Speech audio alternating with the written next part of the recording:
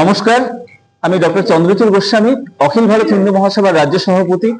আপনারা সবাই জানেন ভারতের ইলেকশন কমিশন যে SIR চলছে, তো সেই বিষয়ে আমাদেরই সমাজের অবিচ্ছেদ্য অঙ্গ আমরা মনে করি যে যৌনকর্মী বা সেক্স ওয়ার্কার রয়েছেন, তারা অনেক ক্ষেত্রে বিভিন্ন রকম সামাজিক বা টেকনিক্যাল প্রতিবন্ধকতা ফেস করছেন বলে ওনারা আমাদেরকে জানিয়েছেন।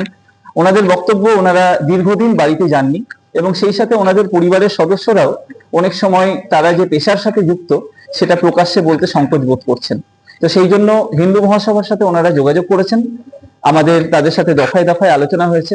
আমরা আমাদের মাননীয় ইলেকশন কমিশনের কাছে ডেপুটেশন দিলাম এবং আমরা জানালাম যে তাদের জন্য যাতে একটা বিশেষ কোনো ব্যবস্থা করা যায়, কারণ আমরা বিশ্বাস করি যেখানকার মাটি নিয়ে দেবী দুর্গা তৈরি হন, দুর্গা পূজিত হন সারা পৃথিবীতে, সেখানকার মাটির, সেখানকার যারা অধিবাসী বা বসবাস করতে বাধ্য হচ্ছেন, তাদেরও গণতান্ত্রিক পদ্ধতিতে মৌলিক অধিকার রয়েছে ভোটাধিকার থাকার।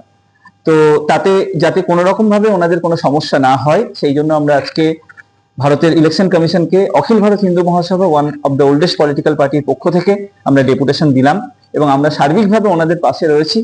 আমরা এটাও ঘোষণা করছি, বিভিন্ন প্রতিষ্ঠান, বিভিন্ন রাজনৈতিক দল যেখানে ওনাদেরকে শ্রমিক এই সম্মান দেওয়ার ব্যাপারে আলোচনা করছেন, আমরা আরো এক ধাপ এগিয়ে বলে গেলাম যারা ভারতীয় যৌনকর্মী তাদেরকে আমরা, তারা যদি আগ্রহী থাকেন, আগামী দিনে তারা যাতে বিভিন্ন জায়গায় 2026-এর নির্বাচনে বিভিন্ন কেন্দ্রে হিন্দু মহাসভার প্রার্থী হতে পারেন, তাতেও আমাদের আগ্রহ রয়েছে। তারা আগ্রহী থাকলে আমরা নিশ্চয়ই দুহাত বাড়িয়ে দেব।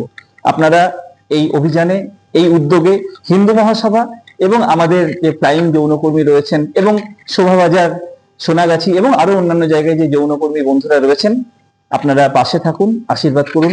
জয় হিন্দ, জয় ভারত।